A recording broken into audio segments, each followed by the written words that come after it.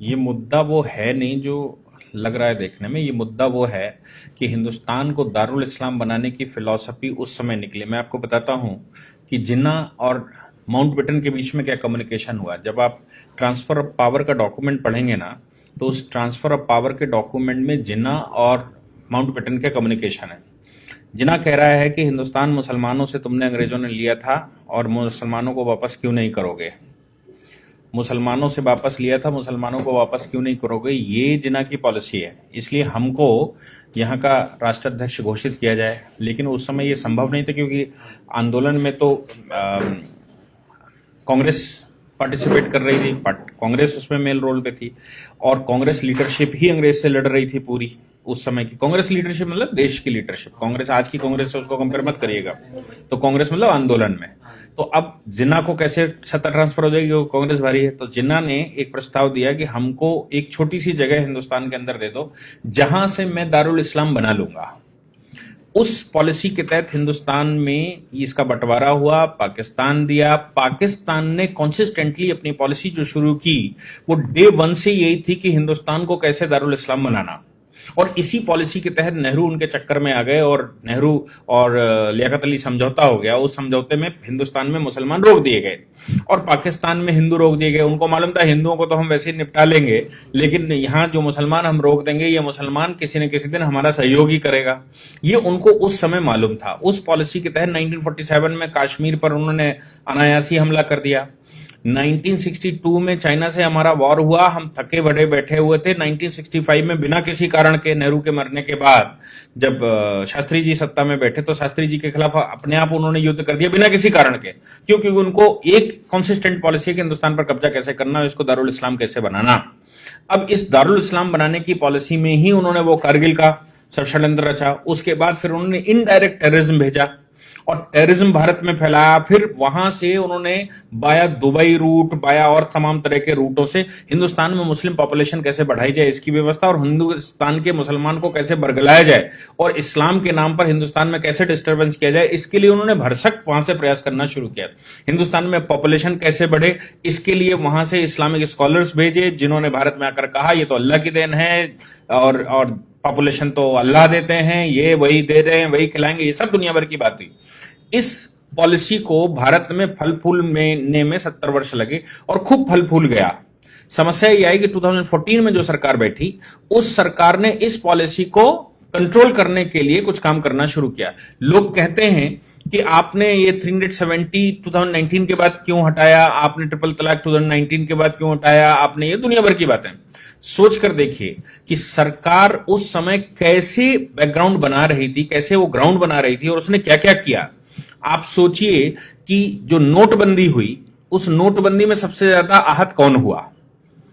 जो व्यक्ति legal system में नहीं था, जो अरबियन कंट्री से पैसा आ रहा था, जो पाकिस्तान से फेस करेंसी आ रही थी, जो हिंदुस्तान में करेंसी लाकर दुनिया भर का खेल खेला जा रहा था, वो सारा पैसा कूड़ा हो गया।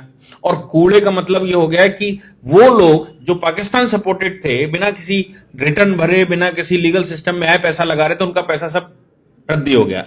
आज अगर वो पैसा होता सीएए के विरोध के दौरान, तो आप सोच सकते हैं कि हिंदुस्तान का क्या हाल होता। आज तो हिंदुस्तान में केवल पत्थर बचा है फ्री का, वो पत्थर चल रहा है। लेकिन अगर पैसा होता तो क्या होता? दूसरी उनकी बात जो वो करना चाहते कि हिंदुस्तान में पॉपुलेशन बढ़ाएंगे, दारुल इस्लाम बनाएंगे, गजबाए हिंद लाएंगे, ये सारी बातें जो उनके दिमाग में थी, उन सब पर 2014 के बाद रोक एक एक करके लगनी शुरू हो गई। क्योंकि उन्होंने कहा सब लीगल सिस्टम में आएंगे, नोट भी लीगल सिस्टम में आएगा, व्यापार भी जीएसटी लीगल सिस्टम में आएगा, भारतवर्ष से इंपोर्ट और भारतवर्ष में आने वाला पैसा, आपको याद है 20,000 एनजीओ एक साथ बंद की गई थी। फिर उसके बाद लगातार भारत में जितनी एनजीओ इस तरह के काम करती थी सब पर बैन लगा दिया ताकि विदेशी पैसा ना आए। तो ये पॉलिसी 1947 से जो अडॉप्ट की गई, वो पॉलिसी भारत में फल फूल रही थी। 2014 की सरकार के बाद उसने इन पर सब पर धीरे धीरे एक एक करके बैन लगाना शुरू कर दिया और नतीजा ये निकला कि अब जो दारुल इस्लाम दिमाग में चढ़ा था ना कि इसको दारुल इस्लाम बनाना है, वो तो अब इंप्लीमेंट ही नहीं हो सकता। क्यों? क्योंकि फाइनल स्टेज पर उन्होंने ये और कह दिया कि हम हिंदुस्तान में एनपीआर एक पॉपुलेशन रजिस्टर बनाएंगे, सबका डेटा मेंटेन करेंगे।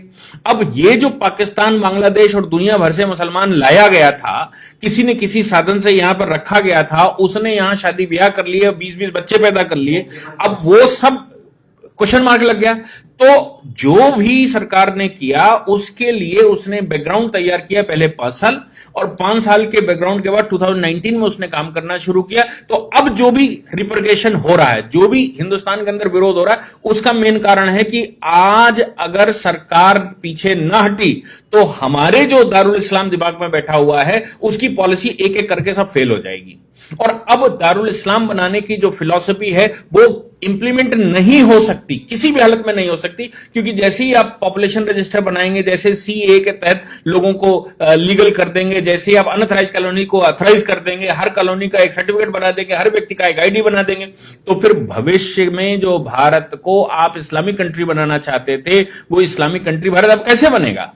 क्योंकि इस्लामिक कंट्री नहीं बन सकता, इसलिए आज इसका विरोध करके वो कोशिश कर रहे हैं किसी न किसी तरह से भारत की जो सरकार है आज की, इस सरकार को हिला दिया जाए, ताकि हमारी जो पॉलिसी पिछले 70-75 साल से चल रही थी with the support of Pakistan and Bangladesh, वो पॉलिसी इंप्लीमेंट हो जाए और 10 वर्ष केवल और रुक जाइए। आज के पॉपुलेशन के जो डेटा हैं वो ये कह रहे हैं कि अगले 10 वर्ष के बाद हिंदुस्तान में 50% पॉपुलेशन होगी। हार्वर्ड की रिसर्च हैं जिसमें उन्होंने कहा हिंदुस्तान को अब कोई रोक नहीं सकता कि वो इस्लामिक कंट्री ना बने। क्यों? क्योंकि इस तरह का जाल बिछ चुका है। और जिस समय इस्लामिक कंट्री भारत में 50% से ऊपर आबादी मुसलमान हुई, उस समय सारे देश, जो 56 देश मुसलमानों के, जो वहां पर हुआ वही हाल यहां पर भी हो सकता है। इसलिए आज की सरकार अगर उस पर सब पर कंट्रोल लगा रही है, जैसे वो कह रहे हैं कि हम पॉपुलेशन रजिस्टर बनाएंगे, वो कह रहे हैं पॉपुलेशन पर हम बैन लगाएंगे, वो कहते हैं यूनिफॉर्म सिविल कोड लाएंगे, उन्होंने कंटक काटने शुरू कर दिए। 370 एक सेफ मोड था भारतवर्ष में टेररिज्म फैलाने का, 370 हटा दी। भारत में ट्रिपल तलाक के माध्यम से, और भारत में जो निकाह है वो हिंदुओं को निकाह करके लफ्जियात करके हिंदुओं को लाओ, फिर तलाक दे दो और उनको छोड़ दो, फिर दूसरे जो जिनकी शादियां नहीं होती उनसे शादियां करवा दो, उनसे बच्चे पैदा करो, बाद में महिला मरी जाएगी, बच्चे इस्लामिक हो जाएंगे। ये सारी पॉलिसी पर धीरे धीरे करके वो वैन लगता जा रहा। अब आप ट्रिपल तलाक नहीं दे सकते, अब मन भर गया या लड़की ने विरोध कर दिया, मुकदमा लिखवा देगी, तो अब हम चौथी शादी कैसे करेंगे और आगे का शादी का प्रोग्राम कैसे चलेगा, और लड़कियां बरगला कर कैसे लेकर आएंगे, कैसे उनको इस्लामिक बनाएंगे, कैसे उनसे बच्चे पैदा करेंगे, वो सब पर वैन लग रहा है। जो प्रॉपर्टियां हाईवेज पर खरीद कर रखी हैं, जो प्रॉपर्टियां दुनिया भर की खरीद कर रखी हैं, उन प्रॉपर्टियों में भविष्य में लिस्टिंग हो रही है, क्योंकि सब आधार से जुड़ जाएगा। तो आपको यह बताना पड़ेगा आप प्रॉपर्टी कहां से लाए। आप तो पंचर की दुकान खोले हुए थे, आपके पास ये 5 बीघे का हाईवे के किनारे कैसे आ गया? ये पॉलिसी, इसी को ध्यान में रखते हुए वो असम का जो वो कह रहा था ना शरीफ इमाम, कि असम की नेक हमने पूरी घर कवर कर रखी है, दोनों तरफ हम लोग हैं और वहां से फौज आएगी तो हम उनको जाने नहीं देंगे। इस पॉलिसी के तहत ही हिंदुस्तान के सारे हाईवेज पर मोस्टली 70% मुसलमानों ने परचेज करके रखा है with the support of the Pakistan और by the route of Arabian countries. और अब उन पर क्वेश्चन मार्क लगने वाला है। तो आप जो 70 साल से बनाए बैठे थे कि हमें इसको मुस्लिम शासन लाना है, हमें यहां इस्लामिक शासन लाना है, वो धीरे धीरे करके मिथक टूटेगा तो विरोध होना स्वाभाविक है। इसलिए आज की सरकार का विरोध इस बात का नहीं, क्योंकि सीएए में तो कुछ ऐसा है ही नहीं ना जो विरोध करने लायक हो। विरोध सिर्फ इस बात का है कि आप जो करने वाले हैं, भविष्य में जो कर सकते हैं, उसका जो आपने प्लेटफॉर्म बनाकर रखा है, उस प्लेटफॉर्म को ही हम चरमरा देंगे। और जिस दिन वो प्लेटफॉर्म गिर जाएगा उस दिन हिंदुस्तान को दारुल इस्लाम बनाने से कोई रोक नहीं पाएगा। बाकी पॉपुलेशन थोड़ी सी बचेगी, जैसे पाकिस्तान में 23% बचे थे, कहीं 27% बचे थे, बाकी वो सब खत्म हो गए ना धीरे धीरे करके। हिंदुस्तान में भी 50% से ऊपर पॉपुलेशन होगी तो धीरे धीरे वो मार देंगे। जैसे कश्मीर में उन्होंने 1989 में किया था कि कश्मीरी पंडितों को पहले समझ नहीं आया, लेकिन जिस समय उनकी पॉपुलेशन बढ़ गई उसने मारपीट के बराबर कर दिया और कश्मीर घाटी खाली करवा दी। हिंदुस्तान भी ऐसी ही पॉलिसी के तहत करने की तैयारी है। बंगाल आप आज का देख लीजिए, बंगाल में प्लेटफॉर्म पर लोग बैठे हुए हैं, ट्रेनें नहीं चलने दे रहे। असम की हालत कुछ जगहों की देख लीजिए, जम्मू कश्मीर हम पहले से देख चुके हैं, केरला की हालत देख लीजिए, दिल्ली की हालत देख लीजिए कि दिल्ली में कोई काम नहीं होने दे रहे, पुलिस की गाड़ियां नहीं निकलने दे रहे, सामान्य आदमी का जन सैलाब नहीं निकलने दे रहा है, सामान्य गतिविधियां नहीं होने दे रहे।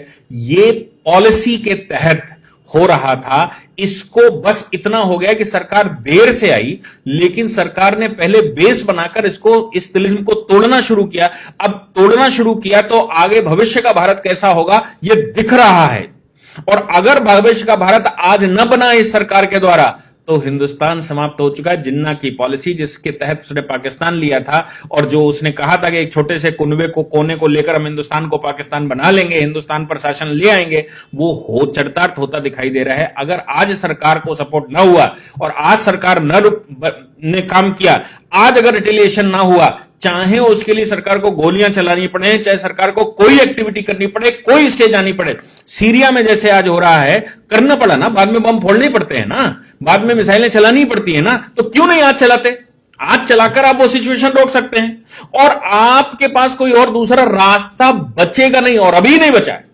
आपके पास भविष्य में कोई रास्ता बच नहीं सकता जब तक आप फौजें नहीं लगाएंगे। कश्मीर को आपने कंट्रोल किया क्योंकि वहां पर आपने पैरामिलिट्री फोर्सेस, मिलिट्री फोर्सेस भेजकर आपने अनडाउटेड गोली बिना किसी भेदभाव के गोली चलाने का आदेश दे दिया है कि अगर कोई भी गड़बड़ करे उसको सीधी गोली मारो, उससे पूछने की जरूरत नहीं। वो अगर आपने आज हिंदुस्तान में ना किया तो हिंदुस्तान 2040 में समाप्त हो चुका है। वर्ल्ड के किसी भी फोरम की रिपोर्ट उठाकर देख लीजिए, सब यही कह रही है। इसलिए ये पॉलिसी है, इस पॉलिसी को ध्यान में रखिए कि वो क्या करना चाहते हैं। ये कोई विरोध जो आप कहते हैं ना, विरोध करना है किस बात का, ये कोई विरोध ही नहीं है। ये दारुल इस्लाम बनने से रोकने की प्रक्रिया जो सरकार अपना रही है उसका रिटेलिएशन है। ये सीए का रिटेलिएशन नहीं है, ये सरकार का रिटेलिएशन नहीं, सरकार की वो पॉलिसियां जिनसे भविष्य का भारत तय होगा उसका विरोध है।